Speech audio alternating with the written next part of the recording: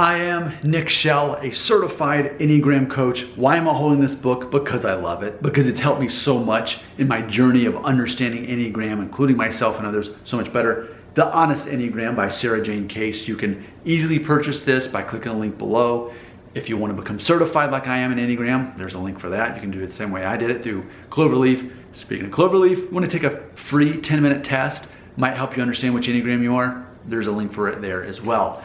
What I want to specifically talk about in this video, and chances are if you clicked on this video and are watching it, which you clearly are, you might relate to the phrase, fake it till you make it.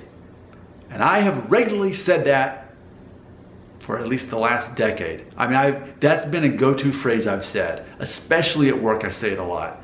And in fact, in the 7.5 years I've been running this YouTube channel, I've made multiple videos talking about fake it till you make it. Because before I was doing exclusively Enneagram videos, I was doing videos to young men who didn't have any confidence in themselves because they were judging themselves on their physical looks instead of their actual personality and their confidence level and their ability to communicate. And I would say, if nothing else, fake it till you make it. So if you type in fake it till you make it, Nick Shell, on YouTube, you'll find multiple videos. That's been one of the things I've always talked about. But here's my newest epiphany about that phrase. There's a good chance you're an Enneagram 6 if you say that a lot. Or at least you've got a 6 wing. Or somehow there's 6 in you. Because 3, 9, and 6 are all connected in one way or another specifically.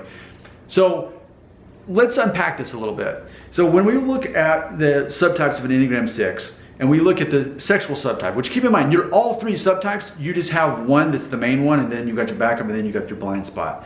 But for me, my go-to, my second one, my backup, is the sexual, which is the 1-to-1. It says on here, takes on an intimidating stance, has a need to be the contrarian, bold and fierce. When feeling fear, runs into it, runs toward it. This ultimately translates as fake it till you make it. So I think it's interesting too, and what really resonated with me was Comedians in Cars Getting Coffee, on Netflix. Steve Martin's show. And I've mentioned this like in at least a dozen of my videos here on this channel. But Steve Martin, who is also an Enneagram 6, he's also an Enneagram 6, Steve Martin, just like me, Enneagram 6. In that episode of Comedians in Cars Getting Coffee, he was talking about being 26 and starting his career, and he was kind of a quiet guy because he has a 5 wing, because 6s do, and 5 is the more socially reserved. And he said, but I wanted to do comedy. So I pretended to be this really outgoing, confident guy, and people believed it, and that's what started my career. Because he also has a 7 wing. That's something about 6s. We're half introvert, half extrovert. We can switch back and forth as needed, as a survival tactic there.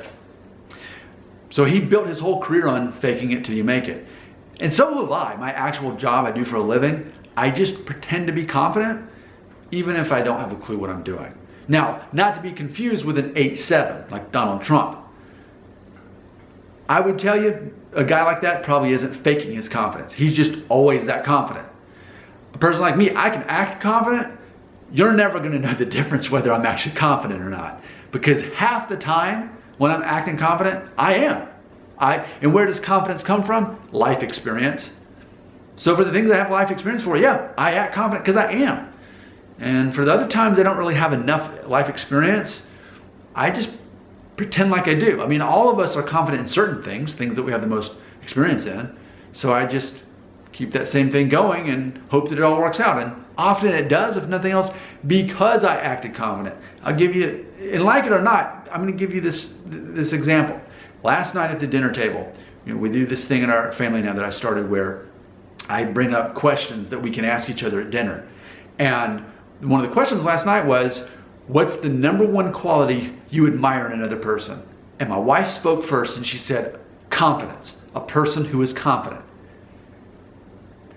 She's married to a 6 who half the time I actually am confident and the other half I'm not.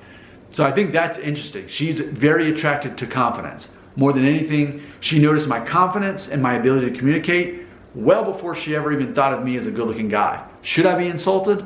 Question mark. But ultimately, that's what she said, confidence. So I think that's very interesting, that confidence sells.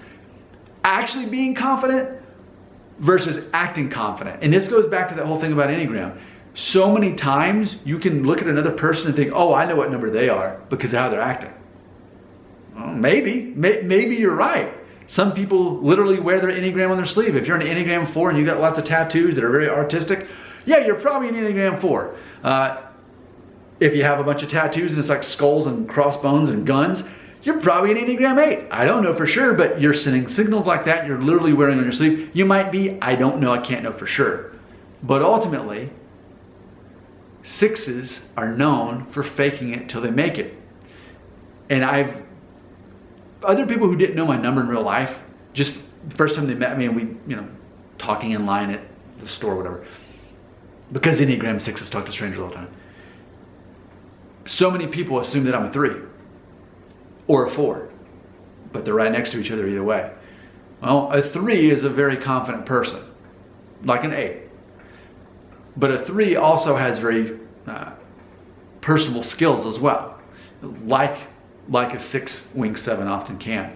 So yeah, I think that's interesting. If you connect to the phrase, fake it till you make it, there's a good chance you're an Enneagram 6.